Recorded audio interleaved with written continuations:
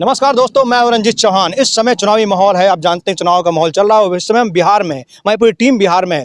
बिहार में आरजेडी हो या जेडीयू हो, कांग्रेस हो, भाजपा, हर कोई चाहता है कि उसकी सरकार बने। हमारे साथ आज बिहार के एक युवा साथी हैं, इनसे हम जानना चाहेंगे कि बिहार का राजनीतिक माहौल क्या है, कितनी गर्मी है बिहार की जनता में, कितनी गर्मी बिहार के नेताओं में, और किसी गर्मी शांत होगी, किसी गर्मी में उबाल आएगा। सब कुछ आज आपके सामने हम दिखाएंगे। सर, आपके सामने बिहार चुनाव है, किसको देखते हैं आप बिहार में? देखिए, बिहार की जो राजनीति है, काफ़ी समय तक लालू यादव के परिवार को, तेजस्वी यादव को राजनीति से बहुत दूर रखा गया है।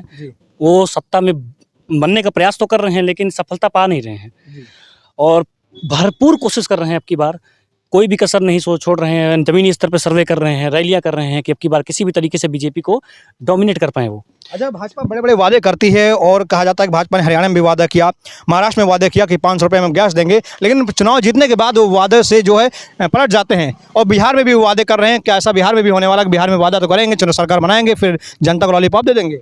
देखिए, दो चीज़ें हैं राजनीति में। वादा सारी पार्टियां करती हैं, सभी वादों पे खरा उतरना ये लगभग किसी पार्टी का काम है नहीं, चाहे बीजेपी हो, चाहे आरजेडी हो, चाहे जेडीयू हो।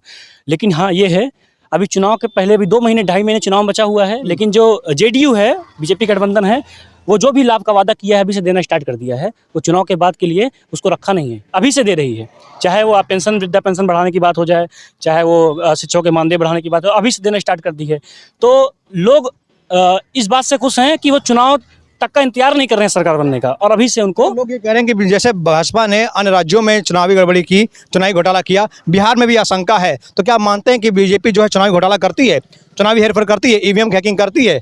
नहीं, ये चीज़ तो मैं कभी नहीं मानूंगा, क्योंकि अगर मान लीजिए आप कह रहे हैं कि लोग या विपक्ष इस पर आरोप लगा रहा है कि चुनाव में घोटाला किया, वोट चोरी हुआ है, तो आप बताइए 400 पार क्यों नहीं हुआ?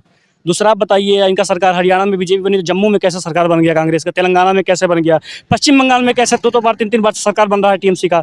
आप बताइए जो है यहाँ पे अपना कर्नाटका में सरकार कैसे बन गया। आप बताइए, आम आदमी पार्टी 3 बार 67 सीटों पर जीती है, एक बार 67 सीटें पाई हैं 70 में, कैसे बन गया सरकार? ये बेबुनियाद आरोप हैं। अच्छा, कोई सबूत नहीं है। बिहार के चनारी विधानसभा में है दोस्तों। आप जानते हैं कि बिहार में चुनाव की सरगर्मियां बहुत तेज हो गई हैं। बिहार में कांग्रेस पार्टी भी बड़े बड़े लुभावने ऑफर दे रही है, कह रही है हम युवाओं को जो है 2 लाख रुपए देंगे, माँ बहनों को 1525 रुपये देंगे, तमाम सारी योजनाएं लॉन्च कर रही है। तो क्या कांग्रेस का ये जो हथकंडा है सफल होगा? देखिए, मैं इसे बहुत अच्छी बात कहना चाहूँगा कि चुनाव है, सभी पार्टियां प्रलोभन देंगी, अच्छे आपको ऑफर देंगी, लेकिन मैं जनता से एक ही चीज़ बोलूँगा, आप किसी भी सरकार के प्रलोभन लेने से पहले या वोट देने से पहले पिछले सभी राज्यों में उनके चुनाव में जो भी प्रलोभन दिया था उसका आंकड़े को एक बार देख लीजिए कि उन्होंने जो प्रलोभन दिया तो वो काम किया है कि नहीं, उस हिसाब से आप वोट दीजिए। चलिए, हमारे साथ बिहार के एक युवा थे और इनसे हमने बहुत अच्छी अच्छी बातें की। लेकिन आप जानते हैं कि जो देश में सरकारें बनती बिगड़ती हैं, उनमें सबसे बड़ा अहम रोल युवाओं का है। आज युवा सड़कों पर है, लाठियां खा रहा है, पुलिस जो है लाठीचार्ज कर रही है, युवाओं के जो परीक्षाएं रद्द की जा रही हैं, शिक्षा को बेचा जा रहा है, शिक्षा का जो है व्यापार किया जा रहा है। युवा हमारे साथ है। मैं इनसे कहना चाहता हूँ कि क्या आप नहीं मानते कि युवाओं के साथ गलत किया जा रहा है? युवाओं के साथ गलत तो हो रहा है। देखिए, अगर युवाओं को आंदोलन का अधिकार सरकार नहीं देगी, युवा अपनी बात कैसे रखेंगे? कोई भी सरकार हो, चाहे बीजेपी हो, कांग्रेस हो, युवाओं को जो है अपनी बातों को रखने का अधिकार होना चाहिए। और अगर वो किसी बात को ना सुनने की वजह से आंदोलन करने को, लाठीचार्ज बिल्कुल नहीं होना चाहिए, उनकी बातों को सुनना चाहिए, समझना चाहिए। ये हमारी प्रशासन की जिम्मेदारी बनती है। चलिए, हम आपसे फिर बात करते हैं। और दोस्तों, हम इस समय बिहार में थे। आपने देखा कि हमारे साथ जो है जो युवा थे, बहुत अच्छी सी बात इन्होंने की है। एक युवा होने के नाते इन्होंने बताया कि देश का भविष्य किन हाथों में सुरक्षित है, कौन ऐसा है जो देश को सुरक्षित रख सकता है, कौन ऐसा जो बिहार की उन्नति कर सकता है। लेकिन आपने देखा कि बिहार को जो भी सरकार बनी, बिहार को सिर्फ लूटने घसोटने का काम किया गया है। बिहार में जिसकी सरकार बनी, बिहार के लोगों को चूतिया बनाने का काम किया गया है, उन्हें बेवकूफ़ बनाया गया है, ठगा गया है। आज भी बिहार की स्थिति वैसे है। कहते हैं बिहार में शराबबंदी है। अगर शराबबंदी है दोस्तों, तो बिहार की सड़कों पर जो शराबी झूम रहे हैं, जो बिहार की सड़कों पर शराबी गिर रहे हैं, वो शराबी कौन है? सबसे बड़ा सवाल है। हम आखिरी सवाल आपसे जानना चाहेंगे कि बिहार में शराबबंदी है, लेकिन शराब के पीते हुए युवक हमको बहुत दिख जाते हैं। देखिए, सरकार फेल है। बिहार में कागजों में तो शराब बंद है, लेकिन आपको जैसे पता है बिहार के कई सारे स्टेट हैं जो उत्तर प्रदेश से सटे हुए हैं या नेपाल से सटे हुए हैं, तो इस वजह से तस्करी शराब की होती है और लोग पीते हैं।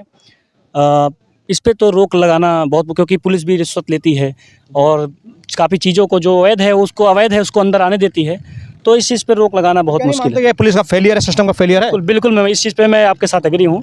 सिस्टम का फेलियर है, पुलिस का फेलियर है। आप बिहार के युवाओं के लिए क्या कहना चाहते हैं? मैं यही कहना चाहता हूँ बिहार के युवाओं के लिए कि आप वोट दीजिए और ज़रूर दीजिए, अपने घरों से निकलिए, वोट दीजिए और बहुत सोच समझ के वोट दीजिए। आप सभी, जैसे कि मैंने भी एक बयान सुना था लालू यादव का, कि उन्होंने बोला था कि ये मोदी जी को कि फैक्ट्री दीजिएगा गुजरात में और वोट दीजिएगा बिहार में, तो गुजरात मॉडल नहीं चलेगा।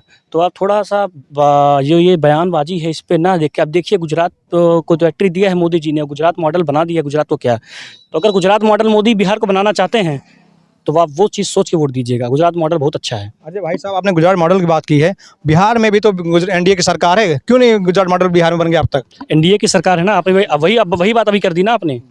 एनडीए की सरकार है, प्योर बीजेपी की सरकार नहीं अच्छा, है। मतलब मानते हैं प्योर बीजेपी सरकार बनेगी तभी जो विकास होगा। प्योर बीजेपी की सरकार रहेगी, वहाँ विकास और ज़्यादा तेजी से होगा। जहाँ एनडीए की सरकार रहेगी, बीजेपी सरकार है, केरल में विकास नहीं हो रहा है क्या? अन्य राज्यों में केरल में बीजेपी की सरकार है, क्या वहाँ विकास नहीं हो रहा है? बिल्कुल विकास, बीजेपी ने क्या विकास ठेका ले रखा है? बिल्कुल बिल्कुल, आप जी बातें एकदम सही है। केरला में सरकार है, वहाँ विकास हो रहा है, ऐसा नहीं है विकास नहीं। लेकिन आप जीडीपी उठा के देखिएगा केरला कितने नंबर पे है। आपका देश में जीडीपी का जो कंट्रीब्यूशन है, केरला का उठा के देखिए, उत्तर प्रदेश का उठा के देखिए, गुजरात का उठा के देखिए, महाराष्ट्र का उठा के देखिए। आपको जो बीजेपी की सरकार, जहाँ जहाँ पे गठबंधन में है बीजेपी की सरकार है, उस कंट्रीब्यूशन में आपको बहुत पीछे मिलेगा केरला। आप देख लीजिएगा। दिल्ली में भाजपा की सरकार अब बनी है, पहले केजरीवाल सरकार थी। केजरीवाल सरकार में कहा जाता है उन्होंने बहुत अच्छा काम किया है, शिक्षा पर उन्होंने बहुत अच्छा काम किया है, स्वास्थ्य पर अच्छा काम किया है। और यूपी में भी आप मान लीजिए आई है सरकार बीजेपी की, इससे पहले अखिलेश सरकार थी, अखिलेश सरकार ने भी काफ़ी सारे विकास किए थे। तो क्या आप नहीं मानते हैं कि सरकारें किसी की भी हों, बिहार की बात छोड़ दिया जाए तो सरकारें अपना अपना काम करती हैं, हम बीजेपी को इतना ज़्यादा हम जो है इतना टारगेट क्यों कर रहे हैं? बिल्कुल, कोई भी सरकार आती है शुरू से लेके लास्ट तक, जो भी सरकारें कुछ ना कुछ काम करके जाती हैं। लेकिन बीजेपी थोड़ा सा क्या है ना, जो हिंदू वर्ग जो है, हिंदू वर्ग के दिल में जगह बना पाई है, क्योंकि ये उनके किसी भी आस्थाओं के साथ खेलती नहीं है, किसी भावनाओं के साथ खेलती नहीं है, उनके किसी भी धर्म या किसी संस्कृति को गाली नहीं देती, इसीलिए हिंदू वर्ग उनको पसंद करता है। देखिए, दो चीज़ें हैं, एक तो ये है कि आप हमारे माँ बाप को हमेशा गाली देंगे और आप बोलेंगे आपको आपके घर में एक आदमी को नौकरी दे दूंगा मैं, और आपके माँ बाप को सुबह शाम गाली दूंगा, तो आपको चलेगा? नहीं चलेगा। एक आदमी बोलता मैं आपको नौकरी दूंगा, थोड़ा कम सैलरी रहेगी, लेकिन आपको इज्जत बहुत दूंगा, तो आप आपने हिंदू की बात की है, तो क्या मुसलमान देश नागरिक नहीं है? एक तरफ आपने हिंदू की बात की कि हिंदुओं की तरफ जो है बीजेपी ज़्यादा आकर्षित है, एक तरफ मुसलमानों पर लाठी चलाई जा रही है, उनके घर गिराए जा रहे हैं, उनको आतंकवादी घोषित किया जा रहा है। मुसलमानों को नहीं, जिहादियों को आतंकवादी घोषित किया जा रहा है। दोबारा देखिए, बिल्कुल ये गलत बात है। मुसलमान इस देश के नागरिक हैं, लेकिन जिहादी नहीं। जो पाकिस्तान के नारे लगाते हैं, पाकिस्तान के जितने पे जश्न मनाते हैं, पाकिस्तान की बात करते हैं, आतंकवादियों को समर्थन करते हैं, वो देश के नागरिक नहीं। क्या पाकिस्तान मुसलमान ही आतंकवादी होते हैं, हिंदू आतंकवादी नहीं होते हैं? नहीं, हिंदू आतंकवादी नहीं होते। अभी आपने जो है देखा होगा, उनका नाम नहीं याद रहा मेरे को, साध्वी प्रज्ञा जी, 15 सालों तक सरकार ने उनको तड़पाया जेल में, लेकिन उनको बाइज्जत बरी कर दिया गया, उन पर कोई आरोप नहीं लगा।